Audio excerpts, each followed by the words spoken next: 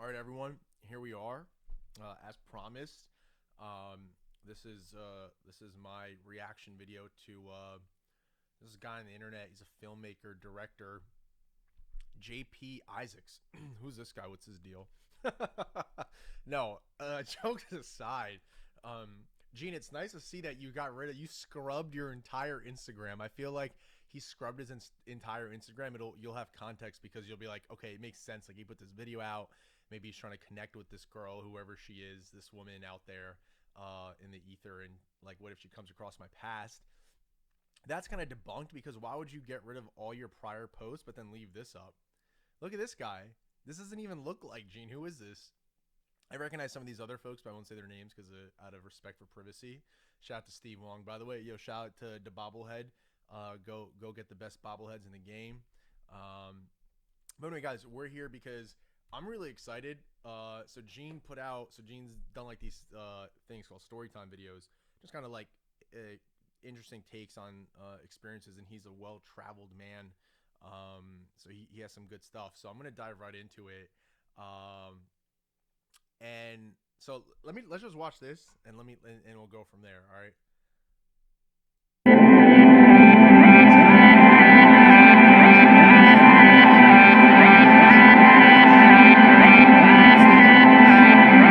I've done a couple of these stories now. The actress's name that he's talking about is not Sherry, by the way, because I know who he's talking about, but it's not Sherry. I've done a couple of these stories now, but this one's a little different. I think this one I've had the most trouble with in the sense that I've been deciding whether I should even tell it or not. I've told it to a couple people, close family and friends, and they get a kick. Oh, perfect, awesome. Because now Gene's admitting that I'm a close family and friend, but I think I'm in the former close family. So I'm glad he's admitting it to the public. He's friends with me. Kick out of it. They love it. They enjoy it. But I think it's mainly because they know exactly who I'm talking about in this story. You see, this story involves a Hollywood actress. And close family and friends, they know who this person is because I told them. But if I was going to make this video, which I am now, I've decided to keep the name of this person anonymous So here's the thing. because, well, I don't like to kiss and tell. Like the kiss and tell? Come on. With that being said, Even though there was no kissing involved. But just out of principle, I believe that the identity of this person should be anonymous. And that's not really even what gets me most excited about this story, about that interaction. It was exciting, but I think the real reason why I'm telling this story is because of another person that comes in later, and also because this particular Hollywood actress or whatnot was in Game of Thrones, which is First of all, the guy says he doesn't kiss and tell, then proceeds to make a trailer, like a reaction trailer to the full YouTube video. Like, hey guys, I'm gonna tell you the story about this time I met this actress. By the way, I don't kiss and tell. Not that there was any kissing involved, but oh, by the way, here's my 10-minute long YouTube video about this actress that I met that I'm not gonna tell you who she is. So we don't even know if this is true or not. You know, we don't know if this is true or not. When was this? And oh, Game of Thrones only clue. Great. So who was it? There's only 100 actors. The only clue that I'm giving as to who this person is that she was in Game of Thrones. She's been in plenty of other things, but Game of Thrones. For some reason, Game of Thrones keeps following me around. This is like my second epic story that involves Game of Thrones. So with all that context said, let's begin at the beginning of this story. Great. So we're gonna go to the YouTube video right now. I'm curious to see how Gene told the story because, like I said, I know the intricacies of it. So 12 minutes. What is Gene talking about? Love it. They enjoy it. But I think it's principle. I believe the reason why I'm telling this story is that she was in the Atlantic Ocean for the beginning of this story. We find context said, let's begin at the beginning of this story. We find a young JP making his way. Not really that young, pal. You're 30, so that's that. And apologies for not coming to the birthday. I should have been there with you, but I was preoccupied, unfortunately. for now. way across the Atlantic Ocean. I love how he's making it sound so romantic. We find a young JP making his way across the Atlantic Ocean. Like, no, bro, you were flying first class in an airplane. You know, like he's acting like he was on some boat and with his lover, and there's like harps playing and shit. But for his birthday, a little mini Euro trip, and out of all the friends that he has, only one is able to make it. If you're then that begs to ask, like, how many friends do you actually have if only one friend came with you to Europe for your 30th? watching this, you know who you are. JP finds himself in London. He's there for like about a week. On the last day, JP and friend decide to Wherever he doesn't call me out. have a very fancy, schwanky dinner at this really cool spot. I can't pronounce the name. I think I told him it's about Wolseley or something. It's to Wolseley. I went there in 2013, and I told Gene to go there. But of course, where are my flowers, Gene? Give me my flowers while I'm alive. I'm looking at you. I'm breaking the fourth wall. Give me my flowers. Anyways, JP, you know what? I'm gonna stop talking in third person because I was like, why is he talking in the third person? And he just called it. it's kind of like mentally exhausting. So we're gonna switch it to first person right now. So I decided to follow another friend's advice and go to this restaurant that was recommended. Yes, go to another friend. So further proof, we have two things that will live in history. I should make this an NFT or something that I'm friends with Gene Isaacs. My friend and I were there for dinner. We have drinks, good convo. We laugh. We're full, and then at the end of this extravaganza, I decide that I need to use the bathroom. So I go downstairs to the bathroom, down a very narrow flight of stairs. I enter the bathroom, I do my business, I wash my hands per CDC rules, and once I exit the bathroom and I'm making my way up the steps, I see a woman coming down, and I make nothing of it, but the flight of steps are very narrow and I'm kind of long, so I move to the side, and as she makes her way down, you're not that long, you're 6'3", buddy, slightly above average. she looks up, I look up, we make eye contact. And this has happened. You know what's so funny?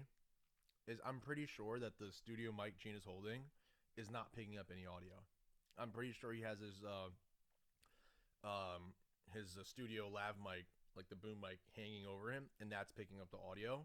And he's just holding the microphone just for fun. That's exactly what he's doing. And very few calling out my friend. Everyone's like, but that's what he's doing. Times in my life where I meet eyes with someone and they're. Fun fact, that's how Gene and Andrew met. Fun fact, Gene and Andrew actually met exactly like this. It was at like Constable.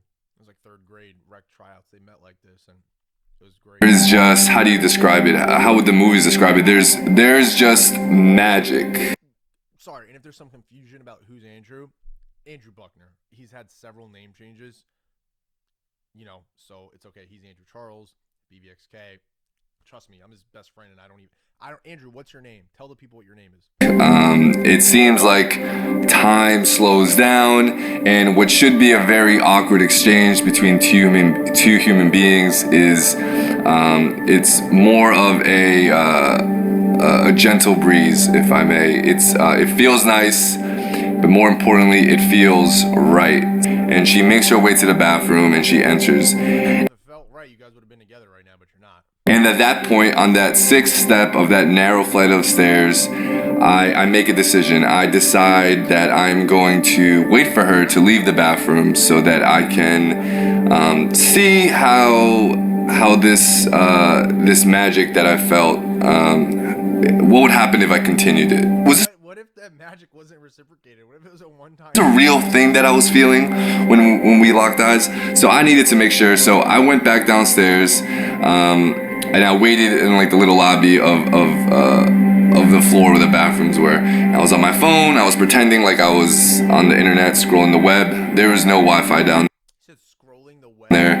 I was just doing that to pretend like I wasn't waiting for her. Cause what's weirder than that? So. She exits the bathroom. She walks right past me. I don't even think she even looked my way. Gene's used to that because that happens all the time. Oh, not anymore, but in high school, college. So, I mean, I have some commentary that I'll add to later, but Gene's used to it. So, There's what did Kyle Kuzma say? That there's pain in the success and beauty in the struggle. Great quote, and Gene lives by that. And as she's making her way up the steps, I gently say, "Do you know any places to go out on a Monday night in London?" That's actually a great game. That's a great game, right? If you're look, granted, a lot of people are like, hey, Saajan, you and Gene's tall, good-looking guy. He dressed fresh, but look, that's the right amount of witty, and obviously this woman made eye contact. Like it's the right amount of witty. It's like, hey, do you know any fun places to go on a Monday night in London, right? That's like a great just opener. You say with confidence, and if the girl is interested, she'll try to reciprocate conversation. If not, she'll be like, hey, no, I'm good. I don't know anything. Peace. She says that, you got the hint. Move on. But that's a nice little just hey chirpy thing to just say. She turns around. She sees me. Obviously, it doesn't hurt if you're above 6'2", are in good shape, have a man bun, and you're dressed nicely, and you're from America and a citizen. And you have a red camera. And she starts telling me some of her top spots, and then I'm listening. It's a little bit of a back and forth conversation, but there's really nothing. He's like, yo, I'm just trying to get this number, dog. Nothing deeper than that. I guess I was looking for something to continue that magical experience we had 5 minutes prior to that. So that nothing happens. We talk, and then after she answers my questions, she smiles and continues to walk up the steps. And at this point, I'm just standing there, calling myself in my mind an idiot for getting shy, getting cold feet. And as she's making her way up the steps, she slowly turns around and she says, "I really like your jacket." So as soon as she said, "I like your jacket," in like a split second. And I don't want to say where the jacket's from because it might destroy the magic because he's probably going to continue to wear this. But later, I said, "Can I have your Instagram?" Now, in hindsight, I should have said, "Can I have your name?" Can I? Did the caption really say Gene Paul laughing? Can I have your name? Can I have maybe your number? Anything that's a little bit more old school and traditional. Everything I always say, don't ask for the Instagram. If a girl has interest in you, ask for the number. Ask for the number. Always, if a girl doesn't want to give you your number, look, obviously in this day and age, you got to be mindful of respecting boundaries and like that. But I'm saying if I just go for the numbers, like when I was single, is just because it's, hey, I want to talk to you. I don't want to go on Instagram and send messages. Like, let me just call you, pick a time to go out. And if you're interested, you'll do it. If not, cool. Like, you don't have to like someone, right? So, but I agree. Would have done wonders for me at this point, but I went the millennial way. I said, "Can I have your Instagram?" She smiles. She comes back downstairs, and I give her my phone. And as she's typing away her Instagram handle on my phone, we are very, we're flirting. It's very clear that we're flirting. And I'd love a third person. And I'm not even paying attention to what she's writing on my phone. She hands the phone back over to me. I put it back in my pocket, and we just talk back and forth for maybe like another 2 minutes, and it's wonderful. It confirms that there was a little bit of a electricity between us when we first exchanged eyes. I won't get into the specifics of the conversation because there aren't that many specifics to get into, pal.